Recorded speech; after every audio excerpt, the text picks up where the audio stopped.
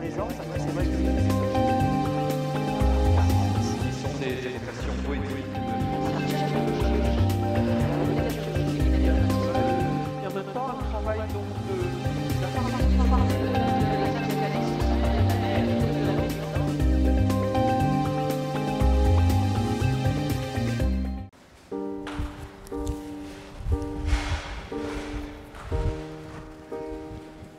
Bonjour, bienvenue dans cette nouvelle exposition du Palais Lascaris qui cette fois présente 100 portraits du XVIIIe siècle sous les règnes de Louis XV à Louis XVI pour couvrir cette période et qui va présenter magnifiquement l'histoire du portrait dans cette société aristocratique et bourgeoise du XVIIIe siècle et aussi une très belle leçon de peinture. À mes côtés, et plus qu'à mes côtés, dans une magnifique association, Monsieur Laurent Hugues, conservateur général, conservateur des monuments historiques, avec qui nous travaillons par ailleurs sur d'autres dossiers, et qui effectivement est un spécialiste de l'histoire du XVIIIe siècle. Alors on va découvrir un panorama complet de l'art du portrait au XVIIIe siècle en 100 tableaux. 100 tableaux donc réunis par un collectionneur qui est en plus un ami depuis plus de 25 ans et qui a consacré, on peut dire, sa vie, alors non seulement à collectionner, mais c'est très important de le dire, à étudier, et il a aussi une documentation extraordinaire, et c'est quelqu'un qui a pu, comme cela, on va vous le montrer, réunir des tableaux qui n'étaient pas forcément reconnus lors de ventes publiques et qu'il a pu réattribuer, réidentifier, et il a également retrouvé des tableaux qui étaient des commandes royales qu'on croyait perdus depuis 200 ans. Cette exposition, elle vous expliquera ce qu'a été le portrait pour la société française et même, je dirais, européenne. On a quelques tableaux de peintres étrangers du XVIIIe siècle. Le portrait, il faut savoir qu'au tout début du XVIIIe siècle, il y a en France une hiérarchie, qui est une hiérarchie très forte, établie par Louis XIV en 1648 avec la création de l'Académie royale de peinture et de sculpture. Et cette hiérarchie dit que le premier genre, le plus important de la peinture, c'est la peinture d'histoire, c'est-à-dire représenter des scènes de la mythologie, évidemment des scènes religieuses, des scènes à personnages, etc., avec des compositions. Et le portrait vient seulement en second, parce que la figure humaine est certes la plus noble de la création, mais c'est quand même inférieur à la peinture d'histoire. Après viennent les natures mortes, les paysages, etc. Et il ne faut jamais oublier ça parce que le portrait n'a pas été considéré comme un genre mineur, mais quand même n'est pas le grand genre, ce qu'on appelait autrefois le grand genre, dans une société où tout est hiérarchisé. Et au début du XVIIIe siècle, après la mort de Louis XIV, il y a une désaffection pour le grand genre parce que les gens en ont un peu assez d'avoir leur salle à manger décorée de scènes sanglantes ou de scènes un peu grandiloquentes. Et un goût pour les arts décoratifs s'impose au début du XVIIIe siècle et parallèlement, les peintres, en fait, n'ayant plus de commande, se tournent de plus en plus vers le portrait. Je dirais que l'exemple le plus flagrant, c'est Jean-Marc Nattier, qui a été un des peintres célébrissimes du règne de Louis XV, qui a peint toutes les filles de Louis XV, fait toute la haute société, etc. Et ce peintre était destiné à être un peintre d'histoire. Et il a compris, il a senti le vent tourner, et il s'est consacré au portrait parce que c'était très lucratif. Le portrait de Louis XV en armure, qui est en fait le dernier portrait officiel de Louis XV en 1761. En général, on en faisait quelques-uns dans la vie du monarque parce qu'il fallait quand même le représenter à différents âges et on ne pouvait pas distribuer lorsqu'il avait 60 ans un portrait lorsqu'il avait 20 ans. Donc ce portrait-là, c'est Louis-Michel Vandelot qui a été un des grands artistes d'une famille qu'on connaît bien à Nice, puisqu'ils ont vécu en partie à Nice, ils ont été itinérants, ce sont des gens qui ont été célèbres à travers l'Europe entière. Et, chose intéressante à dire aussi, les portraits, même ceux qui étaient commandés par la famille royale est donc payée par l'État, puisqu'en fait la caisse du roi c'était la caisse de l'État. À l'époque avait un statut un peu particulier parce que bien sûr ils étaient censés faire partie des collections publiques et donc inaliénables, mais vous verrez dans le parcours que bien souvent tel ou tel portrait de prince ou de princesse, pas ceux du roi, mais on finit en fait dans les mains privées. Pourquoi? Parce que tel prince ou princesse considérait finalement que c'était son portrait à lui et s'il voulait le donner, il le donnait. Notre collectionneur a retrouvé des commandes royales qu'on croyait absolument perdues, dont on avait la trace par les archives, mais qui avaient totalement disparu. Et personne n'avait vu ces œuvres depuis 200 ans.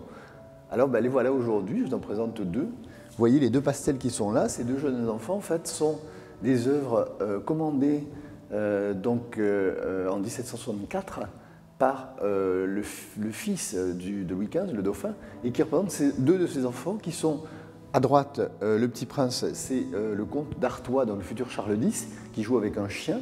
Alors on l'a reconnu parce qu'il a, comme tout prince et que personne n'aurait eu à cet âge-là, les décorations royales. Hein. Il a l'ordre du Saint-Esprit, c'est le ruban bleu qu'on voit avec la plaque en forme de croix de Malte, et il a l'ordre de Saint-Louis, l'ordre militaire de Saint-Louis, c'était les deux grands ordres français de l'Ancien Régime, réservés donc aux plus hautes distinctions. Et puis à gauche, vous avez sa sœur, qui tient une colombe, Madame Clotilde. Alors ensuite, au-dessus de ces deux enfants, eh bien, vous voyez, toujours bien sûr chez les Bourbons, vous voyez à gauche un personnage extrêmement important qui est le comte de Provence, donc qui est le frère, le second frère, enfin le premier frère avant le comte d'Artois de Louis XVI, et qui est le futur Louis XVIII. Et ce tableau donc, est important pour le personnage et par l'artiste. L'artiste est certainement, pour moi, le plus grand portraitiste français du XVIIIe siècle, de la seconde partie, qui est Duplessis, qui est un peintre de Carpentras, en Provence, et qui a fait une carrière tout à fait extraordinaire à Paris, quoique étant lui-même très discret et pas du tout ambitieux, mais c'est du point de vue de la peinture. Alors, le vêtement, c'est différent, il a été terni tardivement. Ça, c'est une tête d'étude, c'est vraiment l'original absolu, ça. Parce que des fois, on vous dit qu'est-ce que c'est l'original, les copies. En fait, l'original absolu, c'est la toile que le peintre va peindre d'après le modèle vivant, et il ne l'achève pas forcément. C'est-à-dire qu'il garde le visage, et à partir de ce visage, il va faire le portrait. C'est pour ça que la notion d'original n'a pas grand sens, en fait. Enfin, il y a toujours une œuvre achevée, signée, mais, si vous voulez, et après, il y a des répliques, soit par l'artiste lui-même, soit par son atelier, soit par d'autres copistes. Mais, si vous voulez, il faut absolument relativiser une notion d'original et de valeur vénale. À droite, eh bien, vous avez son épouse, Marie-Joséphine de Savoie, donc on est dans le royaume de Piémont, dont Nice faisait partie, bien sûr, et il a épousé donc Marie-Joséphine de Savoie, tandis que le comte d'Artois a épousé sa sœur Marie-Thérèse de Savoie. Et la princesse Clotilde épouse le prince de Piémont. Donc il y a eu 3 mariages avec la maison de Savoie. Pourquoi? Parce que Louis XV était lui-même le fils d'une princesse de Savoie, la duchesse de Bourgogne, Marie-Adélaïde de Savoie, et il était très très proche de sa famille piémontaise. On a ici toute la famille de Louis XV, bon, sauf son fils que vous verrez ici. Et vous savez que Louis XV a eu, sa femme, Marie Lexinska, a eu 10 enfants, et d'ailleurs, au bout du 10e, elle lui a fermé la porte de sa chambre. Et finalement, après, il a convolé avec de nombreuses maîtresses qu'on sait, notamment Madame de Pompadour et Madame du Barry, pour citer que les plus célèbres. Et si vous voulez, donc, ces 10 enfants, il a eu 2 fils, un est mort en bas âge, et donc les 6 filles, il en est resté quand même un certain nombre, que vous voyez ici, avec également sa belle-fille, Marie-Joseph de Saxe, donc la mère de Louis XVI, Charles X, Louis XVIII. Alors les filles, elles sont restées, sauf une, toutes célibataires. Et elles sont restées à Versailles, et on les a connues sous le nom de Mesdames de France, puisqu'elles avaient un prénom, mais on le précédait de Madame Adélaïde, Madame Victoire, etc. Et si vous voulez, elles ont fait, je dirais, le désespoir de l'administration royale, parce que, justement, elles adoraient se faire peindre, et que l'administration royale, on appelait ça les bâtiments du roi, trouvait que tout ça était bien trop cher. Alors cette belle vitrine, c'est un peu le centre, le cœur de l'exposition, par la qualité des modèles, mais aussi parce que Sylvie Leca a très opportunément voulu présenter une partie de la collection du musée, ces formidables instruments de musique, qui ont un rapport vraiment direct avec l'époque, et même avec les personnages, puisque il faut savoir que tous les membres de la famille royale, surtout les filles de Louis XV ou les sœurs de Louis XVI, etc., étaient d'excellentes musiciennes. Le dauphin, leur père, était un musicien aussi absolument accompli. Et tout ça faisait partie vraiment de la culture quotidienne. Vous savez que Mozart, en venant à Paris, a été reçu par Louis XV et par ses filles. Il a dédié à Madame Victoire, une des filles de Louis XV qui était une excellente claveciniste, il lui a dédié plusieurs pièces de musique. Enfin, il y a un rapport vraiment étroit avec la société, parce que le portrait, finalement, c'est l'art de la société. C'est que sont ces gens, pourquoi ils se représentent, que faisaient-ils. Et tout ça nous les rend extrêmement vivants. Et c'est ça qui est très important, je crois, encore de nos jours. Ici, vous avez un très beau portrait qui fait le lien avec le règne de Louis XV. C'est le père de Louis XVI, qui est mort prématurément, de la tuberculose, en fait, à 36 ans. Et vous voyez ici, c'est une image assez émouvante parce que c'est l'année de sa mort. Alors c'est une réplique par un des très grands copistes qui s'appelait Frédou, qui était un artiste d'une telle qualité que on a des textes où les gens demandent « je voudrais une copie du portrait du roi » par Frédou, parce qu'on savait qu'il avait une touche qui était tellement formidable qu'il était parfois, il surpassait même parfois les originaux. Vous avez le cardinal que vous voyez, c'est le cardinal de la Roche-Aymon par Rosselin, Alexander Rosselin, le fameux artiste suédois, et qui a été un des grands prélats archevêques de Narbonne, puis archevêque de Reims, et qui a été notamment un de ceux qui ont assisté Louis XV dans ses derniers moments, et qui est une image extrêmement vivante. Madame du Barry, elle-même guillotinée quelques mois plus tard, un peu malheureuse, la voici dans tout l'éclat de sa jeunesse, et alors ça c'est une étude absolument originale, de la main de mon artiste, puisque moi je suis le spécialiste de François-Hubert Drouet, voilà. Et c'est François-Hubert Drouet donc, qui avait peint toute la famille royale, Madame de Pompadour, etc., et qui en 1773 peint pour la troisième fois Madame du Barry, dont il est le peintre en titre. Et c'est Madame du Barry qui le fait nommer premier peintre du comte de Provence, qui était quasiment impossible pour un portraitiste. Le propriétaire et créateur de cette collection, c'est quelqu'un qui justement, quotidiennement, je peux vous le dire, tous les jours, regarde tous les catalogues de vente, a une décoration absolument inouïe, et c'est au prix d'un travail acharné qu'on arrive à retrouver l'œuvre, ne pas rater, l'identifier, et après pouvoir l'acheter en fonction du prix. Voilà, c'est quelque chose, c'est une passion. C'est une passion un peu dévorante. Voilà un des très grands portraitistes de la fin du XVIIIe siècle, Antoine Vestier, qui peint cette religieuse. Quand vous regardez Vestier, vous pouvez aller à 1 cm de la toile, enfin, faites pas, mais vous ne voyez pas le pinceau, c'est indétectable. C'est-à-dire qu'il peint quasiment à la façon de miniaturiste, et c'est vrai que souvent, c'est ce qu'on apprécie à l'époque.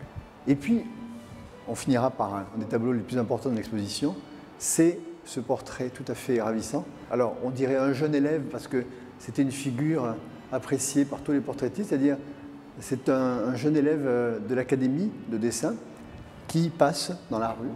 Vous voyez, il a un petit mouvement, il est un peu de 3/4 et il tient un grand carton à dessin sous la main avec une plume et qu'on fait d'un tricorne. Alors ça, la plupart des grands Karl van Loo, Drouet, on peint ce genre de figure. Et ça, c'est une œuvre de Madame Vigée-Lebrun.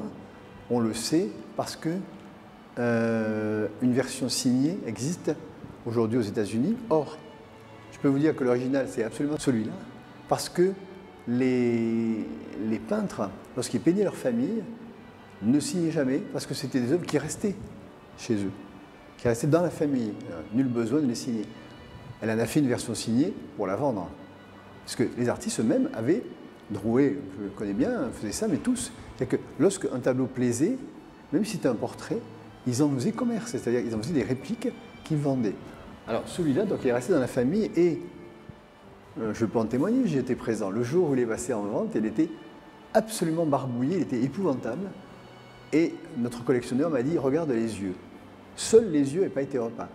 Et j'ai supervisé avec lui toute la restauration et on a vu réapparaître ce chef-d'œuvre de fraîcheur qui est, je dirais, une des œuvres majeures de Madame Vigée-Lebrun avant qu'elle connaisse le succès éclatant qu'elle a eu avec ses fameux portraits de Marie-Antoinette.